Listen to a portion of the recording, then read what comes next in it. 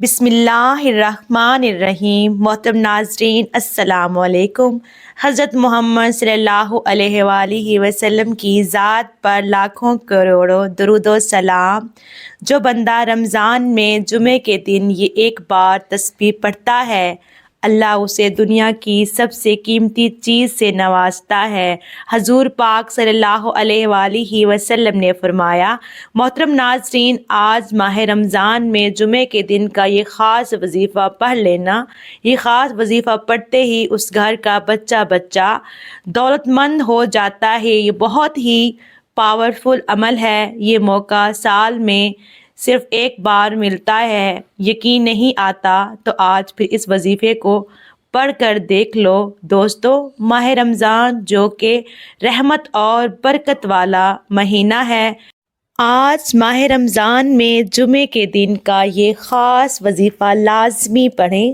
رمضان کی ہر گھڑی قبولیت کی گھڑی ہے۔ ماہ رمضان اللہ کا لاڈلا مہینہ ہے۔ رجب رب کا مہینہ ہے۔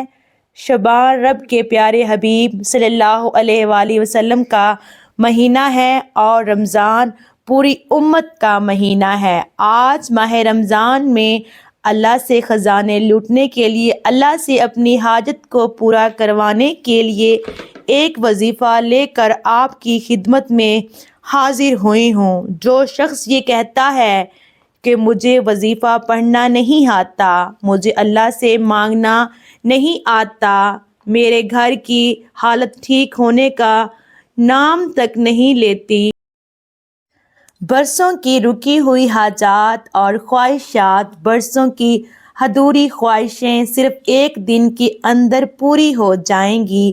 آج ماہ رمضان میں جمعے کے دن یہ خاص عمل کر لیں، یہ خاص وظیفہ کر لیں، انشاءاللہ آپ کی ہر حاجت پوری ہو جائے گی۔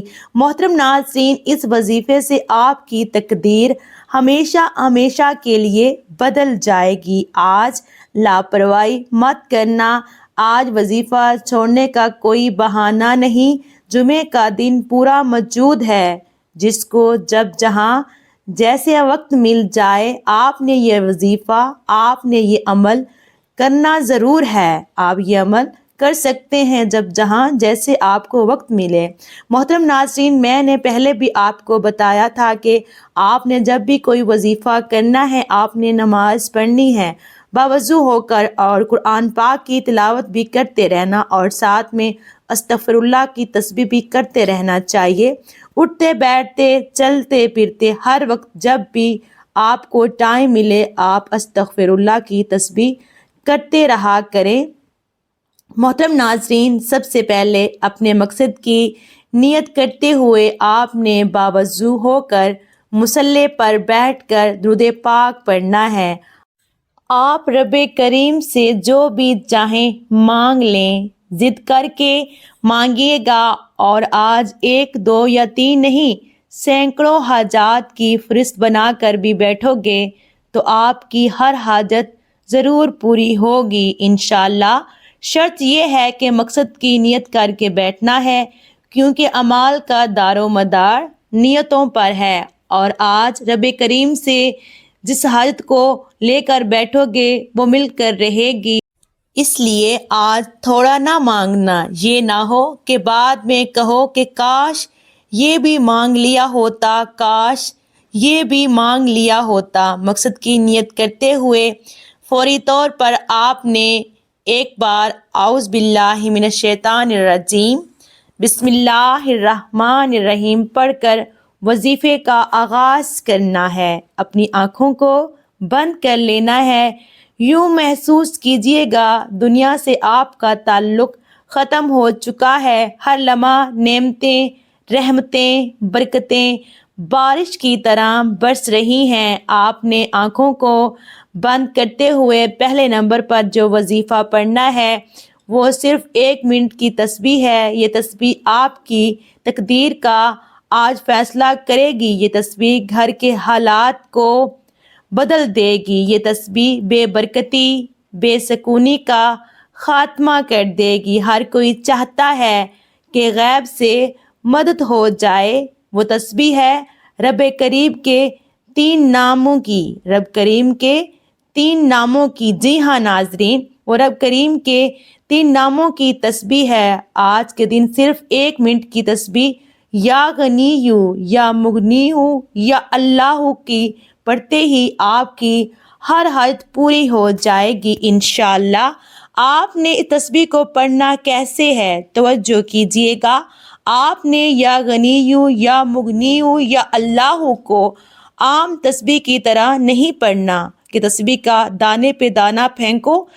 یہ وقت قبولیت کا ہے۔ اگر آپ چاہتے ہیں کہ آپ ایک تسبیح جو صرف 1 منٹ میں مکمل ہو جائے گی، ایک تسبیح پڑھ کر مغرب سے پہلے کامیاب ہو جائیں گے، ہر مقصد کامیاب پانا چاہتے ہو، مغرب سے پہلے اپنے گھر کے حالات کو بدلنا چاہتے ہو، تو آپ نے یا غنیو یا مغنی یا اللہ کو اس محبت کے ساتھ پڑھنا ہے، اس عقیدت کے ساتھ پڑھنا ہے، اس توجہ اور دھیان کے ساتھ پڑھنا ہے کہ جب جب آپ کی زبان سے یا غنیو یا مغنیو یا اللہ کر رہے ہوں، آپ روتے ہوئے، تڑپتے ہوئے، سسکتے ہوئے رب کریم سے مانگتے چلے جائیں۔ میں یقین سے کہتی ہوں کہ آپ کی کوئی خواہش ادھوری نہیں رہے گی۔ ہو سکے تو تسبیح کے دانوں پر پڑھ لو، ہو سکے تو ہاتھ کے دانوں پر پڑھ لو۔ یہ ایک تسبیح 100 دانوں کی کرنی ہے آپ نے، یہ ایک تسبیح 100 دانوں کی کرنی ہے، نہ کم پڑھنا ہے نہ زیادہ پڑھنا ہے۔ یہ تسبیح پڑھتے دوران جو دل میں آتا چلا جائے وہ مل جائے گا، اس لیے یہ ایک تسبیح پڑھتے دوران جتنا زیادہ ہو سکے رب کریم سے مانگتے چلے جانا۔ ایک دن میں کروڑ پتی بنا دینے والا عمل آپ کے حوالے کر دیا۔ دیکھتے ہیں کہ کون خوش قسمت ہے جو آج کے دن یہ خاص تسبیح پڑھے گا۔ جیسے تسبیح مکمل ہو جائے تو فوری طور پر آپ نے دوسرے نمبر پر جو وظیفہ پڑھنا ہے، وہ ایک ایسا عمل ہے جسے خاص دولت کا وظیفہ کہا جاتا ہے۔ وہ کون سی صورت ہے؟ آپ یہ جان کر حیران رہ جائیں گے، وہ قرآن پاک کی چھوٹی سورت سورہ کوثر ہے۔ محترم ناظرین، آپ نے سورہ کوثر کو کتنی بار پڑھنا ہے، اس کی قدر و قیمت کیا ہے، آج آپ کو پتہ چل جائے گا۔ یہ عمل، یہ وظیفہ، آج کی یہ خاص تسبیح مغرب سے پہلے آپ کی ہر حاجت کو واقعی پورا کر دے گا۔ اللہ والو، یہ وظیفہ ہر کسی کے نصیب میں نہیں آئے گا۔ جس کی تقدیر بدلنی ہے، جس کو رب نے جھولیاں بھر بھر کے نوازنا ہے، وہی ہے جو یہ وظیفہ پڑھے گا۔ آپ نے سورہ کوثر کو صرف اور صرف 25 بار پڑھنا ہے۔ ایک ایک چیز، ایک ایک نقطہ میں کیوں سمجھا رہی ہوں؟ کیونکہ وظائف ہر کوئی بتاتا ہے، پڑھنے کا طریقہ کوئی نہیں بتاتا۔ اگر آپ کے پڑھنے میں ایک چھوٹی سی بھی غلطی ہو گئی تو یہ وظیفہ ضائع ہو جائے گا، یہ دن ضائع ہو جائے گا۔ اگر ابھی بھی چھوٹی سی کوتاہی ہو گئی ہے تو پورا سال پچھتانا پڑے گا۔ یہ دن پتہ نہیں اگلے سال نصیب ہوتا ہے یا نہیں، تو پھر کیوں نہ یہ وظیفہ، یہ عمل کر لیا جائے۔ ناظرین، آخری وظیفہ جو پڑھنا ہے وہ وظیفہ الحمدللہ رب العالمین کا وظیفہ ہے۔ توجہ کیجئے گا، الحمدللہ رب العالمین کا وظیفہ ہے۔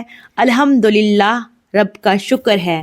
میرا رب شکر کرنے والے کو پسند کرتا ہے، شکر کرنے والے کا رزق 70 گنا بڑھ جاتا ہے۔ آج سے جو مانگو گے وہ ملے گا۔ سورہ کوثر سے بندشیں، رکاوٹیں ٹوٹ جائیں گی اور الحمدللہ رب العالمین سے مانگی گئی ہر حاجت پوری ہو جائے گی انشاءاللہ۔ اگر 1 لاکھ مانگو گے تو 70 لاکھ ملے گا۔ یہ وظیفہ بھی آپ نے 25 مرتبہ پڑھنا ہے انشاءاللہ۔ میرے رب نے چاہا تو صرف اور صرف 25 بار الحمدللہ رب العالمین کو بتائے گئے طریقے سے پڑھنے والے پر فرشتے آسمان سے زمین پر رزق اور دولت کے خزانے لے کر آئیں گے۔ میرا رب چھپڑ پھاڑ کر نوازے گا اور اتنا نوازے گا کہ آپ کی تجوریاں چھوٹی پڑ جائیں گی۔ اس کے بعد آپ نے وہی درود پاک پڑھنا ہے جو وظیفہ شروع کرنے سے پہلے پڑھا تھا، اور پھر اللہ تعالیٰ سے اپنی حاجتوں کے لیے دعا مانگ لینی ہے۔ انشاءاللہ آپ ساری زندگی مجھے دعائیں دیں گے۔ بہترین انسان وہ ہے جسے گناہ کے بعد یہ احساس ہو جائے کہ اس سے غلطی ہو گئی ہے۔ اگر اس نے توبہ نہ کی تو یہ غلطی اس کے خالق و مالک کو اس سے ناراض کر دے گی۔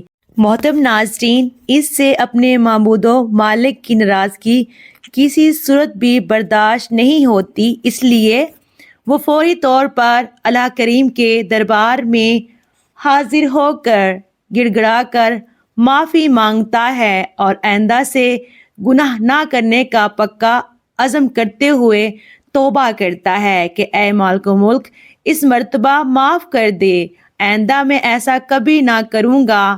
گناہ کے بعد ایسے احساسات اور پھر توبہ کے لیے پشیمانی و ندامت پر مبنی یہ عمل ایک خوش نصیب انسان کے حصے میں آتا ہے، جبکہ اس جہاں میں کوئی ایسا بد نصیب سیاہکار بھی ہے جن کو زندگی بھر یہ احساس تک نہیں ہوتا کہ ان کا مالک ان سے ناراض ہو چکا ہے، اور وہ ہے کہ دن رات گناہ کرتے چلے جاتے ہیں اور رات کو گہری نیند سوتے ہیں یا مزید گناہوں پر مبنی اعمال میں مصروف رہ کر گزار دیتے ہیں، جبکہ اللہ کریم اس وقت پہلے آسمان پر آ کر دنیا والوں کو آواز دیتا ہے، اے دنیا والو، ہے کوئی جو مجھ سے اپنے گناہوں کی مغفرت طلب کرے؟